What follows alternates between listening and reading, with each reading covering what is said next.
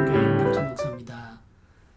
오늘도 함께 묵상을 나누도록 하겠습니다. 수레바퀴와 바퀴의 살 중에 하나인 교제에 대해서 오늘 함께 이야기하려고 합니다. 교제는 예수님을 중심으로 한 신자들의 사귐입니다. 신약 성경은 이 사귐을 코이노니아라고 기록하고 있습니다. 코이노니아라고 하는 이 말을 우리말 성경이 번역할 때에 사귐이라고 번역하기도 하고 나눔이라고 번역하기도 합니다. 로마인들은 코이노니아라는 단어를 긴밀한 연합, 서로의 삶에 대한 참여, 나눔과 공유 등의 의미로 사용했습니다. 코이노니아라는 이 단어는 신자들의 사귐, 즉 교제를 설명하는 데 있어서 아주 적절한 단어라고 할 수 있겠습니다. 예수님을 믿는 신자들은 긴밀하게 연합되어 있습니다. 신자들의 연합은 영적인 것이죠. 우리 신자들이 누리게 되는 이 연합은 육적인 것이 아니라 영적인 것입니다. 예수님을 믿음으로 하나님의 자녀가 된 신자들은 하나님의 영 안에서 하나가 됩니다. 태어난 곳이 다르고 자라난 배경이 다르며 성도 다르지만 하나님의 영 안에서 한 가족이 되는 것이죠. 우리 하나님의 자녀로 우리가 부름받아서 한 형제 자매가 되어서 한 가족을 이루게 되는 것입니다. 신자들은 성령 안에서 영적인 연합을 경험하게 됩니다. 성령 안에서 하나됨은 하나님이 주시는 은혜이죠. 그래서 우리가 영적으로 연합된 상태를 가리켜서 하나됨이라고 이야기합니다. 우리는 영적으로 연합되어서 그리스도의 몸의 각 지체들로 살아가게 되는 것이죠. 우리 몸의 각 지체가 연결되어 있는 것처럼 우리는 하나님의 영 안에서 예수님의 몸인 교회를 이루어가게 되는데 우리가 각 지체로서 하나의 몸을 이루어가는 이 연합은 신비로운 것으로 영적인 것이고 영적으로 경험되는 것입니다. 그래서 이 영적인 연합, 하나됨은 하나님이 우리에게 주시는 은혜이죠. 이 은혜 안에서 신자들은 자라고 성장해서 온전함에 이르게 됩니다. 예수님을 믿는 신자들은 서로의 삶에 참여합니다. 신자들은 개인주의적인 삶의 방식을 인정하지 않습니다. 신자들은 공동체 속에서 살아가는 법을 배워야 합니다. 공동체로 살아가는 신자들은 서로의 삶에 참여하게 되죠. 아픔과 슬픔에 참여하고 기쁨과 감사함에도 참여합니다. 시련과 고난 속에서 함께하며 시험과 유혹의 강을 건널 때에도 함께합니다. 이렇게 우리가 서로의 삶에 참여하는 것이죠. 서로의 삶에 참여하여 서로 돕고 섬기면서 동행합니다. 이 신자들의 참여, 서로의 삶에 대한 참여는 서로 돕는 것, 그리고 서로 섬기는 것으로 이루어집니다. 한쪽에서 일방적으로 다른 한쪽을 섬기거나 돕는 것이 아니라 서로가 서로를 돕는 것이죠. 그리고 서로가 서로를 섬기는 것입니다. 신자의 삶은 홀로 걸어가는 외로운 걸음이 아닙니다. 신자의 삶은 동행이 있는 복된 걸음이죠. 우리가 부름을 받을 때 혼자 외로이 살도록 부름받지 않았다 하는 사실을 기억하시면 좋겠습니다. 우리는 함께하도록 부름을 받았고 동행하도록 부름을 받았습니다. 그래서 서로 의지하고 서로 격려하면서 살아가는 삶을 배우고 훈련해야 되겠습니다. 예수님을 믿는 신자들의 삶은 나눔이 있습니다.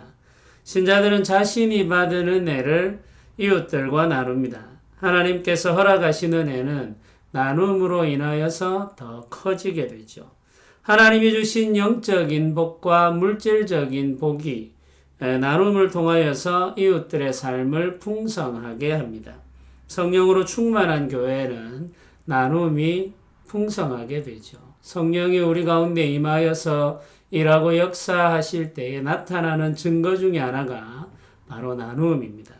하나님이 주신 복을 나눔으로 풍성한 삶을 이루어가는 것, 그것이 성도들이 누리게 되는 교제입니다. 나눔으로 교회는 풍성해지고 나눔으로 교회가 더 자라게 되는 것이죠. 신자들의 교제는 예수님을 중심으로 이루어져야 합니다.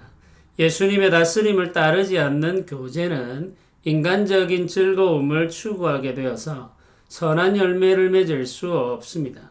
예수님 없이도 교제할 수 있습니다. 인간적인 의리가 동기가 되거나 또는 개인적인 이익이 목적이 되어서 교제할 수 있죠.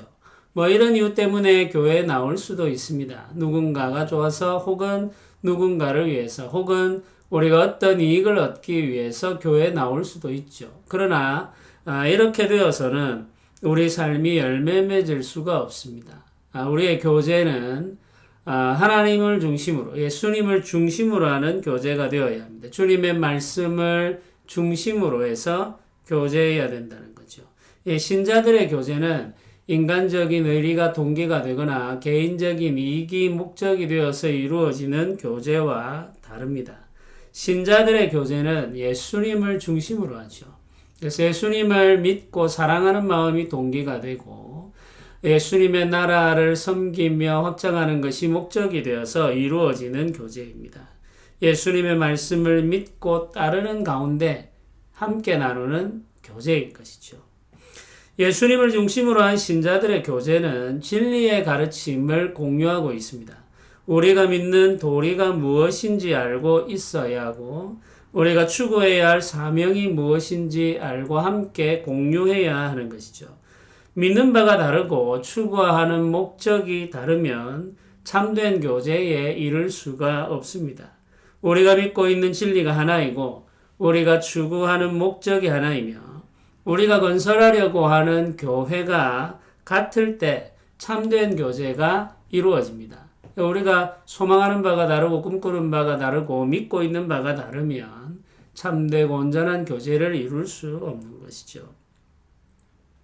그러므로 신자들은 참 교제를 누리기 위해서 진리의 말씀을 배워야 합니다. 같은 고백에 이르러 같은 교회를 꿈꾸며 같은 목적을 추구하며 살게 될 때 참된 코이노니아가 이루어지게 되는 것이죠. 신자들의 교제는 진리 안에서 이루어지는 교제라는 사실을 기억해야 되겠습니다.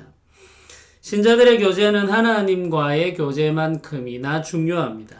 경건한 성도는 하나님과의 교제를 갈망하듯이 신자들과의 교제를 갈망합니다. 우리가 홀로 하나님을 예배하며 섬길 수 없다는 사실을 알기 때문이죠. 코로나19로 인하여서 우리가 모여 예배하지 못할 때, 우리 회중 예배가 중단되거나 축소될 때 성도들이 느끼는 갈급함이 있습니다. 가정에서도 우리가 예배할 수 있고 일터에서도 우리가 예배할 수 있죠. 가족들과 함께 예배할 수도 있고 홀로 우리가 예배할 수도 있습니다. 그러나 그것으로 충분하지 않음을 우리는 지금 느끼고 있습니다. 서로 교제하는 것이 얼마나 중요한지를 깨닫게 되는 것이죠. 이 코로나19가 하나님께서 우리로 하여금 성도들의 교제가 가지고 있는 중요성과 가치를 알게 하시는 기회로 삼으신다라는 생각을 해보기도 합니다. 하나님을 갈급히 여기는 것만큼 우리는 참된 교제를 갈망해야 됩니다. 하나님과의 교제만큼이나 우리 함께 믿음을 가지고 있는 신자들과의 교제가 중요하다는 사실을 기억해야 되겠습니다. 함께 부름받아 한몸 된 신자들과 교제하며 예배할 때에 우리의 삶이 온전하게 됩니다. 열매 맺는 그리스도인들은 함께 부름받은 신자들과 풍성한 교제를 누리며 삽니다. 우리가 열매 맺는 삶을 살아가기 위해서 필요한 것 중에 하나가 한 믿음을 가지고 있는 신자들과 누리는 풍성한 교제, 참된 교제, 예수님 안에서 누리는 교제라는 말이죠. 우리 교회가 진리 안에서 교제하며 선하고 아름다운 열매를 많이 맺는 복된 삶을 살아가는 교회가 되도록 함께 소망하면서 기도합시다. 잠시 기도드리겠습니다. 은혜로우신 하나님 아버지 감사합니다. 우리를 부르시고 함께하게 하신 하나님께서 우리로 하여금 주님이 기뻐하시는 참된 교제, 진리 안에서의 교제를 누리게 하시기를 원합니다. 예수님을 중심으로 우리가 사귐을 누리게 하시고 주님의 진리 안에서 참된 사귐을 누림으로 주의 교회를 세워갈 수 있도록 은혜 내려 주옵소서. 아버지 하나님, 우리가 부족하고 연약하여서 온전한 사귐에 이르지 못할 때가 많습니다. 주여, 우리를 도우시고 우리를 새롭게 하시어서 참된 교제, 진리 안에서의 교제를 누리며 풍성한 열매를 맺는 삶을 살게 하여 주옵소서. 주의 교회를 복주시기를 원합니다. 성도들을 온전하게 하시기를 원합니다. 오늘도 우리와 함께하여 주옵소서. 감사드리며 예수님의 이름으로 기도드립니다. 아멘.